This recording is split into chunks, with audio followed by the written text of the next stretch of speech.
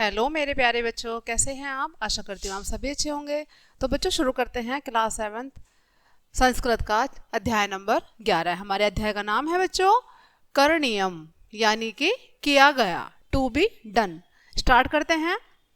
तव्य तथा अनियर प्रत्यय के प्रयोग से कर्ता में तृतीया अथवा षष्ठी विभक्ति होती है। सकर्मक धातुओं से ये प्रत्यय होने पर तीनों लिंग तथा तीनों वचन होते हैं और अकर्मक धातुओं के होने पर केवल नपुंसक लिंग और एक वचन में प्रयुक्त होते हैं। ठीक है, चैप्टर स्टार्ट करते हैं बच्चों, ध्यान से सुनेंगे सभी। पापात सदैव भेदवयम न वक्त्यम मृषा क्वचित।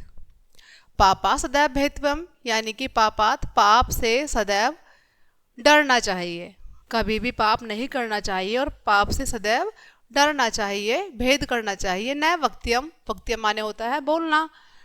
मृषा क्वचित, मृषा माने झूठ, कभी भी झूठ नहीं बोलना चाहिए। ठीक है। पालनीय गुरु आज्ञा पूजनीय सदा अतिथि। पालनीय गुरु आज्ञा यानी कि जो हमारे गुरु होते हैं हमें हमेशा उनके आज्ञा का पालन करना चाहिए और जो हमारे अतिथि होते हैं उनका सदैव सत्कार करना चाहिए, उनको पूजना चाहिए।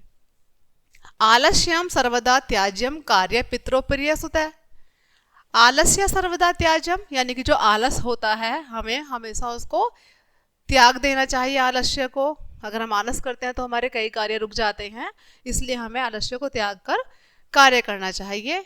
और पुत्र को ऐसा कार्य करना चाहिए ताकि उनके जो पिता हैं उनसे प्रसन्न हो, ऐसे कार्य पुत्रों को करने चाहिए।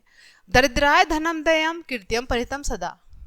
दरिद्राय धनम दयम यानी कि जो दरिद्र होते हैं, जो गरीब लोग होते हैं, उनको धन देना चाहिए और हमेशा उनका परहित करना चाहिए, मतलब उनका भला करना चाहिए।